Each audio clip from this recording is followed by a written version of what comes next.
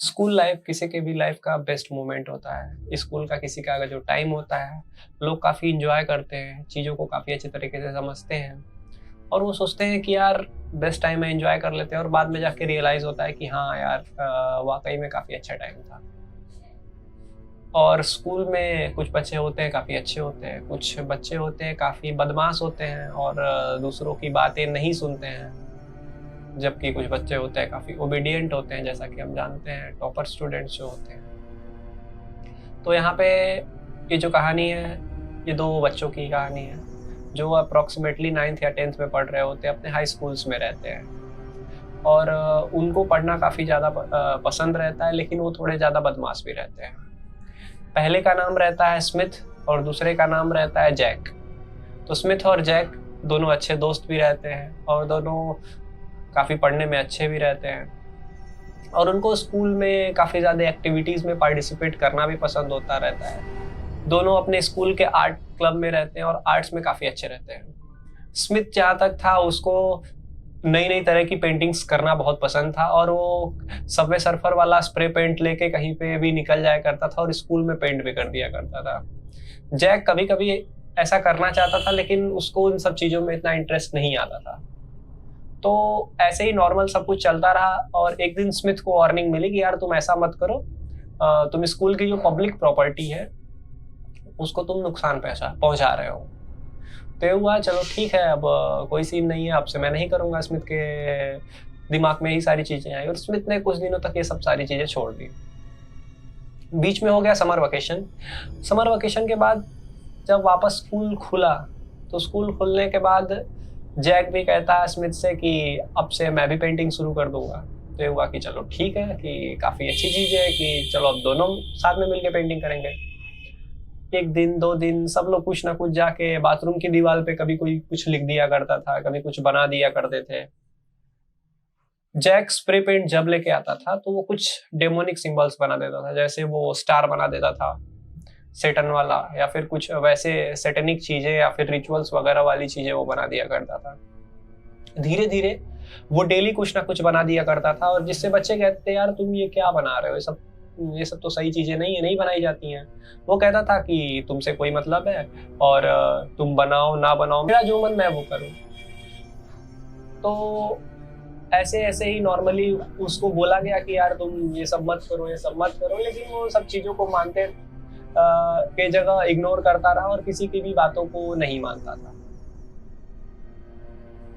तो time switches back. फिर कुछ दिनों बाद सब टाइम बीतते गए, लोग इग्नोर करते गए कि यार जैक ऐसी ऐसी पेंटिंग्स बनाता है, सेटेनिक चीजें या फिर सेटेनिक सिंबल्स बनाने लगा और वो चीजें काफी इंक्रीज हो गई। स्कूल में 2-3 जगह उसने बना दिया। तो इनके क्लास के 2 क्लास बाद एक रेस्ट रूम रहता है, एक वॉशरूम रहता है, जहाँ पे वो उसने सबसे ज्यादा पेंटिंग्स की थी। तो कभी कभी ऐसा हुआ करता था कि वहां पे लोगों को ऐसी वॉइसेस सुनाई देती थी जैसे कोई साउट कर रहा है या फिर कोई किसी का नाम लेके बुला रहा है, और ये चीजें काफी डिफरेंट हो गई और काफी काफी ज्यादा हार्श होती गई।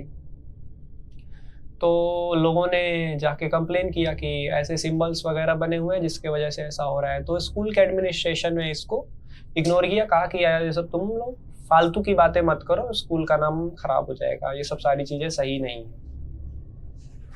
सो फिर से कुछ दिनों बाद ये सब सारी चीजें हुई, 1 बार हुआ, 2 बार हुआ, 3 बार हुआ, और फिर एक लड़का रहता है जिसका नाम रहता है एंड्रयू।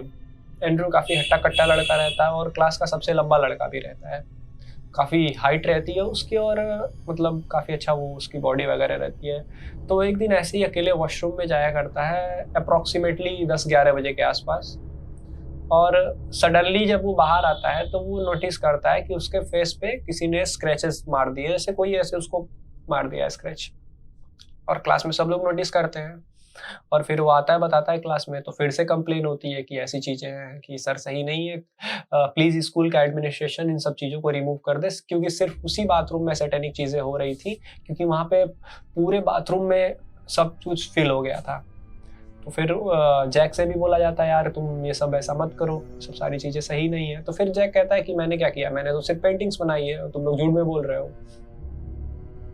फिर कुछ दिनों बाद, 1-2 दिन बाद, जैक अकेले जाता है बाथरूम में। वो जाता है और जाने के 10 मिनट बाद वो नहीं आता है, जबकि उसको 5 मिनट में आ जाना चाहिए था। जब वो नहीं आता है, उसके थोड़ी देर बाद जैक की खूब तेज चिल्लाने की आवाज सुनाई देती है, जैसे जैक खूब तेज चिल्ला रहा हो, हेल्प मांग रहा हो।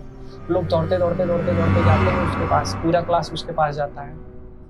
तो लोग देखते हैं कि जैक पड़ा हुआ है वहीं पे नीचे बाथरूम में, और वो जिस वॉल के सामने जस्ट लेटा हुआ है, पड़ा हुआ है, उसी वॉल पे उसने कुछ सिंबल्स बनाए थे स्टार वगैरह करके, और उसका फेस पूरा फट चुका था, जैसे किसी ने ब्लेड से उसके फेस पे मार दिया हो, जबकि वहां पे कोई था ही नहीं। और उसके चेहरे पे दर्द के बावजूद एक अजीब तरह की स्माइल थी। तो कुछ टीचर्स वगैरह आए जिनको कुछ नॉलेज वगैरह थी, उन लोगों ने आया, उन लोग को पता चल गया कि कुछ ना कुछ तो ऑफ है। उन्होंने हॉली वाटर वगैरह स्प्रे किया और तुरंत उसके बाद उसके पेरेंट्स को बुला के उसके घर भेज दिया। उसके अगले दिन ही स्कूल में पूरा रिनोवेशन और पूरा काम हो गया, पूरा सब कुछ पेंट कर दिया गया और सब कुछ सही कर दिया गया। और उस दिन के बाद कभी भी जैक वापस स्कूल नहीं आया। किसी को नहीं पता अब उसके पेरेंट्स कहाँ रहते हैं, कहाँ गए, उसका क्या हुआ, किसी को कुछ भी नहीं पता।